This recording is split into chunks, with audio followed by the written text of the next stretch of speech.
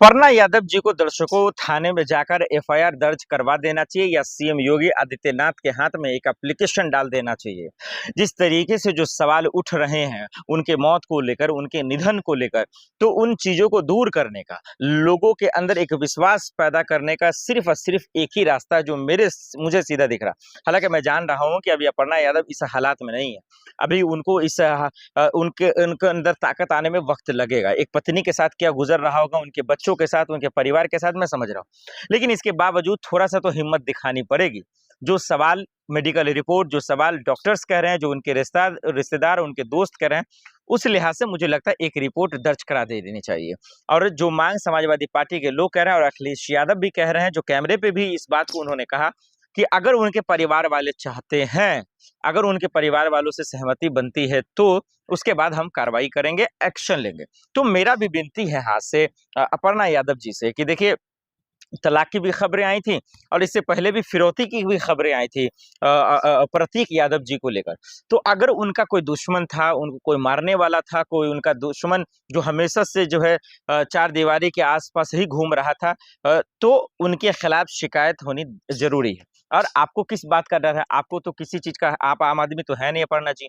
आप बीजेपी की कद्दावर नेता है, आपको पद मिला हुआ है, आप अच्छे पोस्ट पे भी हैं, सीएम योगी आदित्यनाथ के रिश्तेदार भी हैं आप। तो उनसे हाथ जोड़कर विनती कीजिए, एक चिट्ठी लिखिए, एक एप्लीकेशन डालिए, एफआईआर दर्ज कीजिए।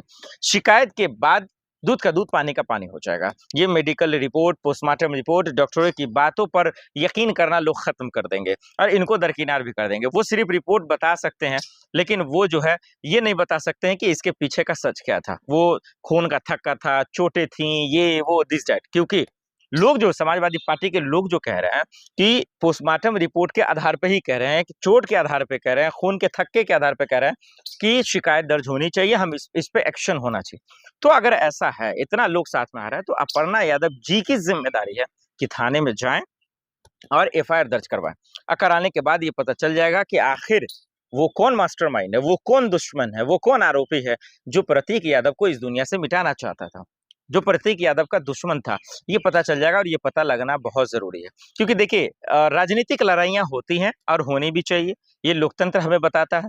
लेकिन उसको हिंसक में बदलना किसी ने इजाजत नहीं दिया। तो बीजेपी एक तरफ है, समाजवादी पार्टी एक तरफ है, और अभी इलेक्शन भी है अब अगले में साल में। तो सवाल यही है कि राजनीतिक तौर पर आप एक दूसरे की जान के प्यासे हो नहीं सकते हैं। हालांकि प्रतीक यादव पति हैं और अपर्णा यादव पत्नी है। ये एक अखिलेश की भाई हैं, एक जो है समाजवादी पार्टी से आती हैं, और सीएम योगी आदित्यनाथ के रिश्तेदार।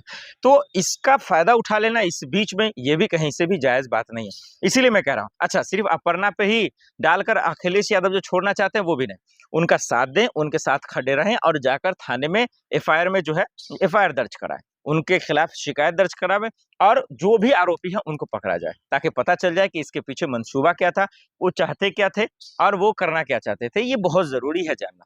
अगर ऐसा नहीं होता है तो फिर बहुत सारे राज दफन हो जाएंगे, बहुत सारे राज प्रतीक यादव के साथ चले जाएंगे। उनका फोन खंगाला जाए, सीसीटीवी लिया जाए, उनके घर के जितने भी सबूत हो सकते हैं उनको खंगाल कर लोगों के सामने लाया जाए और पता किया जाए कि आखिर इतनी बड़ी घटना कैसे हो गई। अचानक से जो दुखों का पहाड़ गिरा है, आखिर इसके पीछे का जो मेन आरोपी है, जो करता धरता है, वो आखिर कौन है। ये मुझे लगता है अपर्णा यादव जी को करना चाहिए, बतौर एक पत्नी होने के भी नाते, एक बीजेपी की नेत्री होने के नाते और सीएम योगी आदित्यनाथ की रिश्तेदार होने के भी नाते। और इसमें साथ देने चाहिए चाचा शिवपाल, अखिलेश यादव और डिम्पल भाभी, तमाम लोगों को, तमाम समाजवादी पार्टी के नेता को। अगर ऐसा कोई नहीं करता है तो फिर जो तमाम सवाल आप लोग उठा रहे हैं सोशल मीडिया के माध्यम से प्रतीक यादव के निधन और मौत को लेकर, वो बेफिजूल साबित हो जाएगा और कुछ भी सामने नहीं आएगा। और ऐसे आए दिन हमारे हिंदुस्तान में कई लोग जो है चले जाते हैं, लेकिन उनके पीछे का जो असली राज है मौत का, वो हम सबके सामने आने से महरूम रह जाता है। प्रतीक यादव के निधन के बाद अपर्णा यादव से सिर्फ एक सवाल पूछे जा रहे हैं कि आखिर उस मौत की सच्चाई क्या है। अगर नेचुरल डेथ है तो फिर कोई बात नहीं, लेकिन आखिर कुछ हुआ है या कोई गड़बड़ी हुई है तो फिर आखिर सच क्यों नहीं बोला जा रहा, वो सच कबूल क्यों नहीं किया जा रहा है, जो समाजवादी पार्टी पूछ रही है, अखिलेश यादव पूछ रहे हैं, चाचा शिवपाल और तमाम वो शुभचिंतक पूछ रहे हैं जो प्रतीक यादव को चाहते हैं। अब इन दिनों पूरी तरह से कहीं ना कहीं अपर्णा यादव फंसती नजर आ रही हैं, बतौर एक नेता और बतौर बीजेपी में नाते होने के नाते। हालांकि वो पत्नी भी हैं और जब से सोशल मीडिया पे प्रतीक यादव ने तलाक की खबरों को लेकर जो है बताया था, तो उसके बाद से ये शक और भी पैदा हो गया। तो अब इसीलिए 2-3 ऐसे अहम सवाल है जो दर्शकों हर कोई जानना चाह रहा है। और वो ये कि जब अखिलेश यादव कह रहे हैं कि स्वास्थ्य अगर खराब था, पैसे की तंगी थी, तो फिर बातचीत करना चाहिए था, अपने आप को संभालना चाहिए था।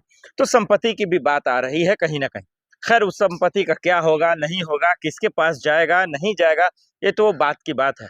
लेकिन संपत्ति से ज़िंदगी नहीं बसती है। प्रतीक यादव अब इस दुनिया में नहीं है, उसका अंतिम संस्कार हो चुका है, वो इस दुनिया को छोड़कर जा चुके हैं। अब अब सवाल यही है कि आखिर जो खबरें आईं, जो निधन की खबरें आईं, कई लोग इसको मौत बता रहे हैं, कई लोग इसको आत्महत्या बता रहे हैं, कई लोग इसको जहर देकर मारने की बात बता रहे हैं। लेकिन पोस्टमार्टम रिपोर्ट आने के बावजूद आखिर सवाल क्यों आ रहे हैं? सवाल ये कि पोस्टमार्टम रिपोर्ट के बाद जो है जाँच करने की माँग उठ रही है। जाँच इस बात की होगी कि आखिर उनकी मौत कैसे हुई? जाँच ये होगा कि वो बड़ा खुलासा, वो बड़ी जाँच, वो बड़ा राज आखिर कोई क्यों नहीं बता पा रहा? क्या सीएम योगी आदित्यनाथ की पुलिस इस बात को बता पाएगी? शिकायत कौन करेगा? क्या अपर्णा यादव जी करेंगी? अखिलेश यादव जी करेंगे? डिंपल भाभी जी करेंगी? चाचा शिवपाल करेंगे? आखिर कौन करेगा? ये तमाम सवाल क्या वाक़ई में सिर्फ़ उन राजों की तरह दफ़न तो नहीं हो जाएँगे? जिस तरीके से लोग जो है इसको दफ़न करना चाहते हैं? मेरा सिर्फ़ सीधा-सा सवाल है कि जब प्रतीक यादव ने आज से कुछ महीने पहले ही जब ये कहा कि मैं तलाक लेना चाहता हूँ, तो उस वक़्त इस चीज़ें क्लियर क्यों नहीं हो गई? हमने ये भी कहा था और हमने सुप्रीम कोर्ट के वकीलों से ये बातचीत भी की थी कि इस पोस्ट का मतलब क्या है? तो हो सकता है कि पति-पत्नी के बीच जो है थोड़ा-सा मनमुटाव होता है, नाराज़गियाँ होती हैं, दिक्कतें होती हैं। लेकिन इसका ये मतलब नहीं है कि इसको जो है इसका अंजाम इस रास्ते पे आ जाए। बात बिल्कुल सही है, कोई नहीं चाहता पति-पत्नी अलग हो, कोई नहीं चाहता उसके बच्चे होते हैं, दिक्कतें तो होती हैं। लेकिन अगर पैसे की तंगी की वजह से, संपत्ति की तंगी की वजह से या पत्नी के परेशानियों की वजह से अगर उन्होंने जान दी है तो भी गलत है। अगर स्वास्थ्य हवालों से जाने गई हैं, भगवान के बुलावे से अगर ये मौतें हुई हैं, फिर तो कोई बात नहीं, सबको एक दिन मरना है। लेकिन अगर किसी ने इनको टॉर्चर किया है, प्रताड़ित किया है, साजिश के तहत इनकी जानें गई हैं, तो ये तो शिकायत की बात है। फिर ये चिंता का बात है। फिर ये सवाल पूछा जाना चाहिए कि आखिर ऐसा हुआ क्यों? इसका ज़िम्मेदार आखिर है कौन? ये सवाल पूछाना चाहिए जाना चाहिए। तो समाजवादी पार्टी के जो शुभचिंतक हैं, अखिलेश यादव के जो शुभचिंतक हैं, वो ये कह रहे हैं कि जो पोस्टमार्टम रिपोर्ट है, उसके आधार पर कार्रवाई करने की माँग कर रहे हैं, जाँच की माँग कर रहे हैं। अब जाँच में निकलेगा क्या, मेरे ये समझ से परे। अगर ऐसा कुछ करवाना था तो ख़ास करके अपर्णा यादव जी को खुद सामने आना चाहिए और बताना चाहिए, खुद उन्हें एक्शन लेना चाहिए। लेकिन मैं समझ सकता हूँ एक पत्नी की दुःख क्या होती है, एक तकलीफ़ क्या होता है।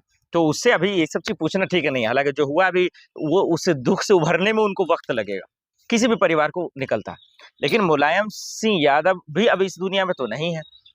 अब सवाल यही है कि जो राज, वो ऐब, वो शक, वो तमाम सवाल क्या वाक़ई में जो है उसी तरीके से दफ़न हो जाएँगे जिस तरीके से जो है लोगों के मन में दफ़न है इस वक़्त। बहुत लोग कुछ जान रहे हैं लेकिन बोलने से कतरा रहे हैं। उनके दोस्त, उनके रिश्तेदार जो उनके चाहने वाले हैं, प्रतीक यादव की बात कर रहा हूँ, तो उनको भी बोलना चाहिए था। अगर कुछ आपको जानकारी है, कुछ मालूम है तो बोलना चाहिए था कैमरे पे आकर। क्योंकि चाहे अखिलेश यादव के बड़े भाई हों, अखिलेश यादव खुद हों या उनके समर्थक हों, सब यही कह रहे हैं कि भाई एक डर तो है, एक अजीब-सा लग रहा है कि हुआ क्यों अचानक से? तो हुआ क्यों तो खुल के बोलो, डर क्यों रहो भाई? या फिर अपर्णा जी से ही पूछा जाए। हाँ, अभी नहीं पूछ सकते, लेकिन अब तो पूछ ही सकते हैं कि आखिर ऐसा हुआ क्यों? ये एक बड़ा सवाल है। लेकिन क्या वो बोल पाएँगे? ये बहुत बड़ा सवाल है।